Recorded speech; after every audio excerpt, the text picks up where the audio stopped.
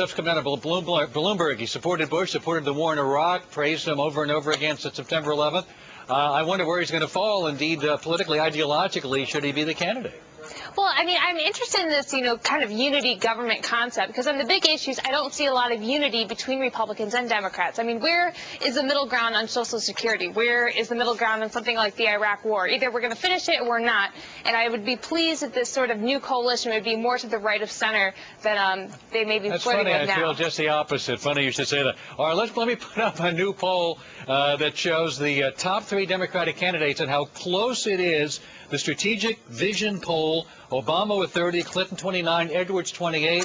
And you know something, Tom, a lot of people counted Edwards out. Looks like he is truly a contender in Iowa right now.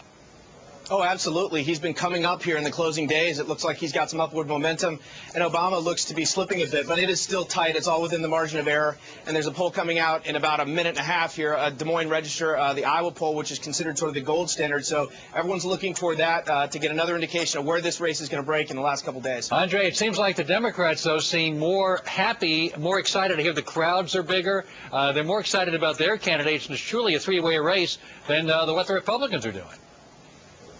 It's been amazing to watch over this past year. With each passing month, we've seen people more engaged, more interested in the campaign. You remember back in January and February of this year, people were saying, oh, this campaign is starting so early. People aren't going to care about this campaign by summer. By the time we get to the voting, we've seen the opposite. We've seen thousands of people show up at election rallies, hundreds of thousands of people becoming part of these campaigns and donating money and opening the doors of the political system. This has been something where we've seen a huge amount of energy behind the Democratic candidates, all of them out there. One other item before we move over to Rich here is that Chelsea Clinton apparently has turned, I don't know why they're making a big deal about this. Chelsea Clinton doesn't give interviews. A young reporter, a 9-year-old reporter, asked for a few words from Chelsea Clinton. Do you think your dad would be a good first man in the White House? Sydney, the young reporter, asked.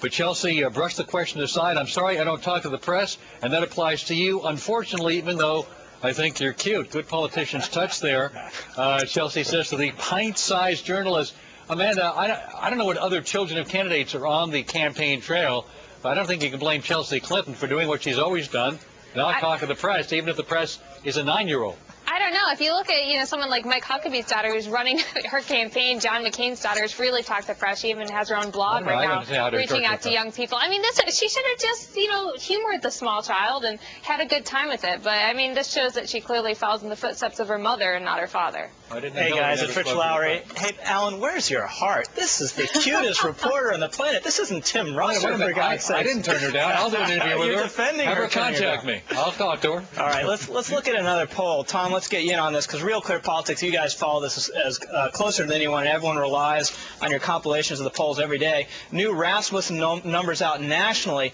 show basically a 4-way tie for first, with McCain a little bit ahead and Thompson lagging a little bit behind. How do you read this race nationally now, Tom? Well, I think we've seen, Giuliani was a front runner for so long, but he's lost a lot of altitude recently. And it just goes to show the race, even as we get down to the final days here, is so fluid and so open. And that's reflecting the early states, too. We could have split winners in these early states. And that's why I think Iowa and New Hampshire are potentially going to be so important and have such an impact on these national numbers. The next 10 days are going to be crucial to the outcome of the campaign on the Republican side. Let's look at another campaign ad. This one's from Mitt Romney, and just so everyone out there knows where I'm coming from, my magazine, National Review, endorsed Mitt Romney, but he has a new ad out that tries to end on a positive note. Let's take a look. Everywhere my family and I go, we hear that America's challenges are simply too big for Washington politicians. I spent my life tackling big problems, helping turn around business, the Olympics, and state government. Together we can grow our economy, stop illegal immigration, defend life, and preserve the values that make America the hope of the earth. It's time to turn around Washington.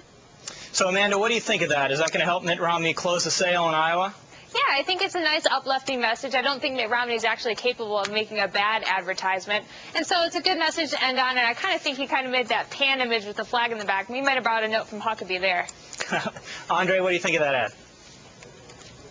I think it's a great distillation of the message he's been putting out there. I think it's going to do him a lot more good than the kind of negative attacks he's been running on both John McCain and Mike Huckabee over the past few weeks. His New Year's resolution should be to show this kind of candidacy, not what he's been doing since the rest of this month. Well, last item before we take a break. Tom, 2 more newspaper endorsements for John McCain up there in New Hampshire. The Concord Monitor, which isn't a big surprise, it blasted Mitt Romney just the other day, and the Telegraph of Nashua.